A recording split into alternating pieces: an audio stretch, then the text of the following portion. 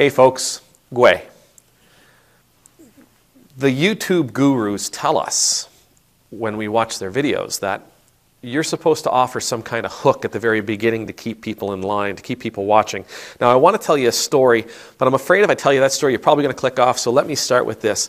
Donald Trump is speaking out of his backside. Okay, did that hook you? Great. So I want to tell you about St. Margaret. St. Margaret of Scotland, the person who this church is named for. The person that this church, who we're supposed to try to emulate to a certain extent. The person who is supposed to be a guide for us on our way to Christ. That if we look at her and if we look at her work here in the world, that we will see a direction and a path and a mission for ourselves that we can follow. Anyway, St. Margaret. St. Margaret was Austrian by birth. And she was married to a Scottish king. Her family married her off to a Scottish king. And it wasn't just a marriage of convenience, though I suspect it started that way. They actually really seemed to like each other. They had several children, and there was a passion between them. There was a respect between them. There was a love between them. Her husband adored her. He let her get away with a lot of stuff, including giving away a lot of his stuff. See, one of the reasons she was considered a saint is because her compassion for the poor, for the people of Scotland, this nation that she adopted, this nation that she came to love and give herself to.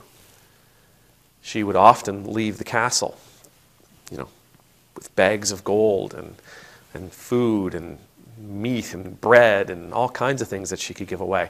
As a matter of fact, she did it so often and it irritated people so much that one day the king's people, they stopped her at the gates. And they said, listen, you got to open your coat. We want to see what you're taking out of here. You're not taking any more food. You're not taking any more money. And of course, she was laden with this stuff. But when she opened her coat, all they saw were white roses. Another thing St. Margaret did, though, another reason she's a saint, is because of what she did for the church in Scotland. She was, in some ways, a reformer of the church in Scotland.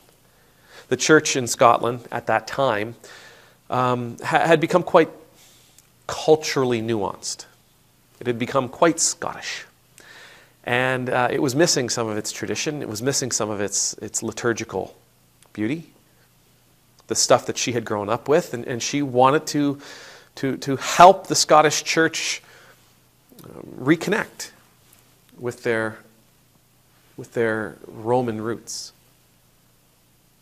And so she helped bring those two worlds together. She helped bring those two worlds together and offer the things of beauty in the church, the things of beauty that she found in the church to offer that to the believers of Scotland. When it came to the believers, another thing she did was she built a lot of bridges. See, Scotland had these shrines, these places where saints were venerated. And in some cases, it was really difficult to get to these places of worship. And so what she did was she had, with her husband's money, she had bridges built over rivers and streams and bogs, and so that the pilgrims, those people who wanted to come and worship, could get there safely. St. Margaret was a saint because she did the things that saints do.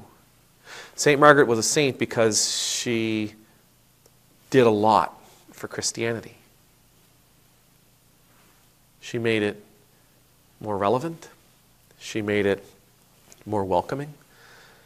She made it more accessible to those outside of the church, to those outside of her country, to those outside of the shrines. She made it so that people could and would want to come.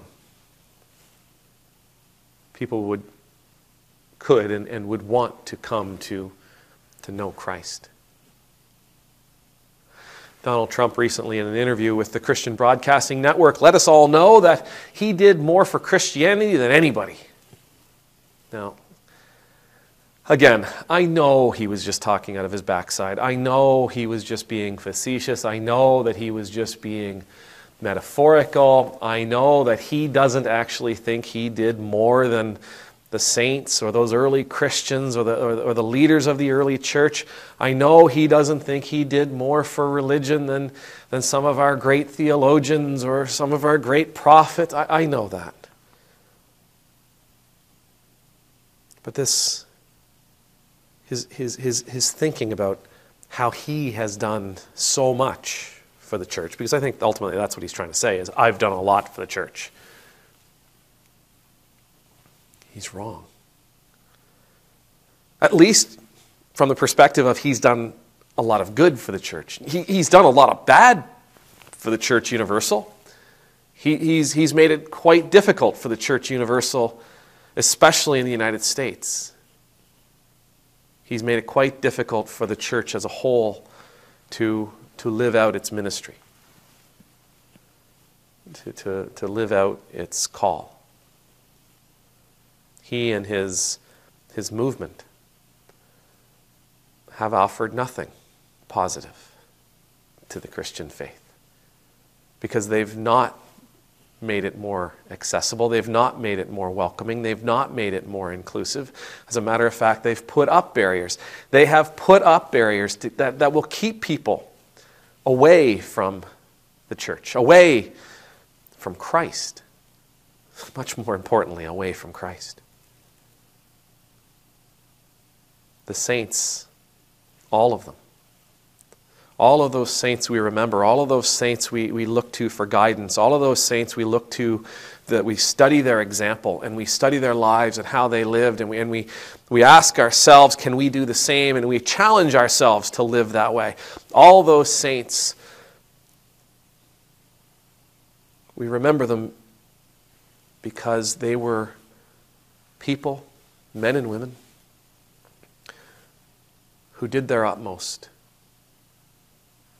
to remove the barriers between us and Christ. To remove suspicion, angst, anger. The ones we remember, the ones we celebrate, are ones who are people like you and I, who brought Christ to the masses in a way that the masses wanted to embrace the Messiah. May the Lord bless you. May the Lord keep you. May the Lord's face be made to shine upon you and be gracious to you. May the Lord's countenance be lifted up to you. May you always know the peace of being in the Lord's presence. And I pray that you and I would live our lives that way.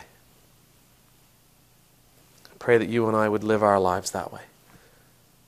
That we remove barriers that keep people apart, that we remove barriers that keep people from growing, that we remove the barriers that keep people from prospering, that we remove the barriers that keep people from being all that they can be, that we would remove the barriers that keep people from knowing, from connecting to the divine. I pray you and I would emulate those saints. Amen. Nemultus.